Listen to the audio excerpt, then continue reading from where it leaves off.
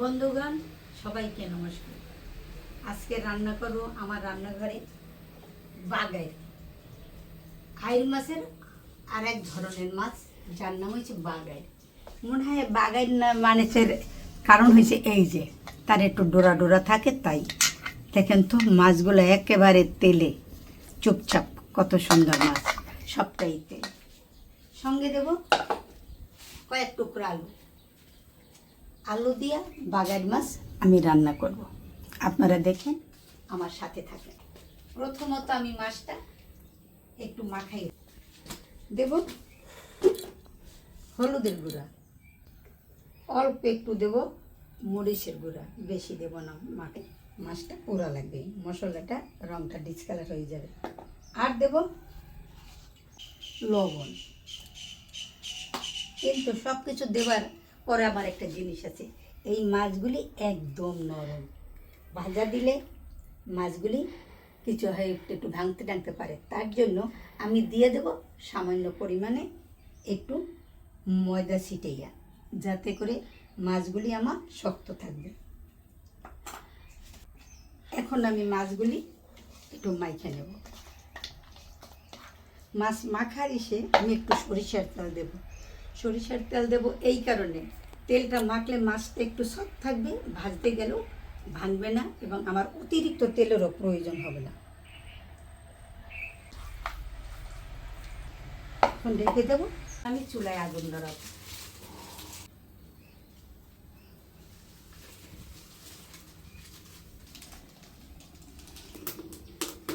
চুলায় আগুন ধরাই দিচ্ছি। এখন চুলার উপর আমি কড়াই দিয়ে দেবো। কড়াই গরম হয়ে গেছে, আমি এখন দিয়ে দেবো মাছ ভাজার জন্য সরিষার তেল। একটু দিয়ে দিলাম লবণ, মাছটা যাতে করে সুন্দর করে ফিরে। এখন এক এক করে আমি মাছগুলি দিয়ে দেবো। এই মাছ ভাজা দিলে খেতে, তবে মাছগুলো আমি বেশি ভাজবো না।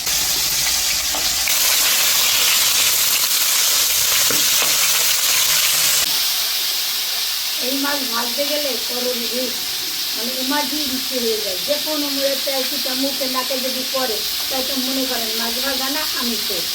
তাই ভালো খাইতে গেলে একটু কষ্ট করতেই হবে, তাই বাজার মাছ খাবো, একটু কষ্ট না করলে খাবো এই ব্যাপার। দেখেন একটু ময়দার গুঁড়া দিচ্ছি, দেখে প্রত্যেকটা মাছ দেখেন কত সুন্দর গায়ে গায়ে লাগানো। একটা মাছ একটু কিনে নেয়, মানে নেয়।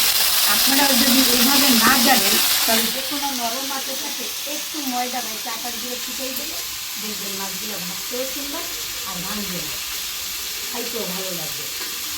এখন আমার মাছগুলো ভাজা হয়ে গিয়েছে, আমি তুলে নেব, কারণ এই মাছ বেশি ভাজলে ভালো লাগে না। এখন আমি মাছগুলো তুলে নেব।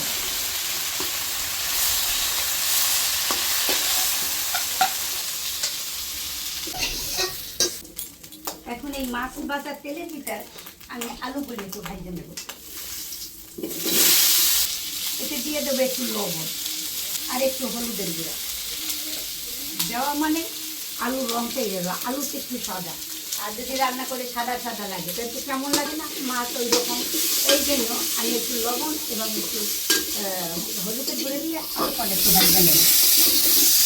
আমার আলুগুলি ভাজা হয়ে গেছে, এখন আলুগুলি আমি তুলে নেব।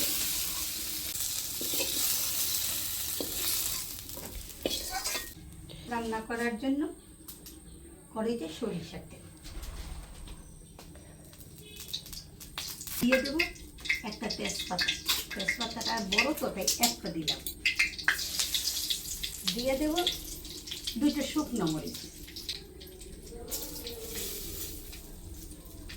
দিয়ে দেব 3 টুকরা দারচিনি, সঙ্গে একটু জিরা।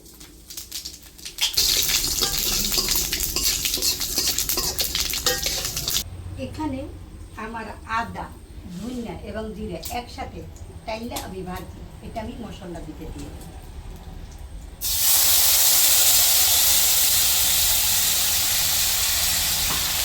মশলাটা কতবার জন্য অল্প একটু জল দিয়ে দেব। একটু দিয়ে দেবো পরিমাণ মতো হলুদের গুঁড়ো।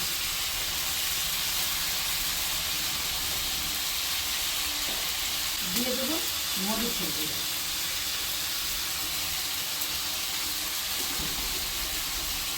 আর দেবো স্বাদ মতো লবণ।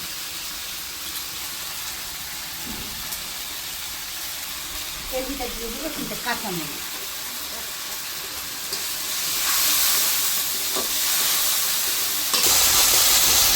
এটা সুন্দর করে দেখেন সঙ্গে হয়ে যাবে।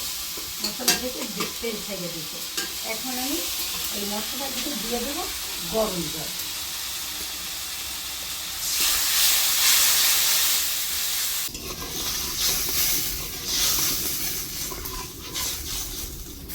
জলটা টকবক করে করতেছে। এখন আমি এখন এর আলু একটু শক্ত সহজটা গলতে চাই, তাই আমি আলুগুলো আগে দিয়ে দিলাম।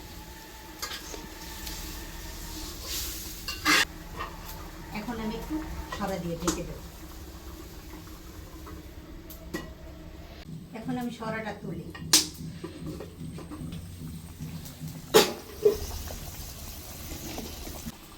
এখন আমি দেখি আমার আলু সিদ্ধ হয়ে গেছে।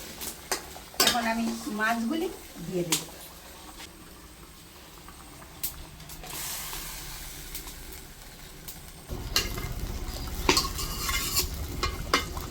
আজকে দিয়ে জাল দেবো, তার কারণ হচ্ছে বড় মাছ তো, তার ভিতরে একটু ময় মশলা ঢুকলে না স্বাদ লাগবে না, তাই আমি কিছু সময় আস্তে আস্তে জালও দেবো আর সরাটা দিয়ে একটু ঢেকে দেবো। সরাটা তুলে দেখি কত বেশি হয়েছে।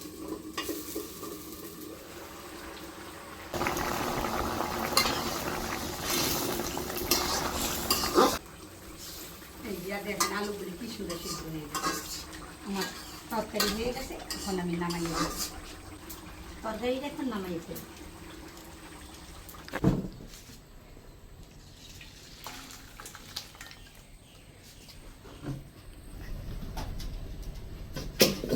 আলু দিয়ে বাগায় রান্না করছি, দেখেন আমার রান্নাটা কেমন হয়েছে।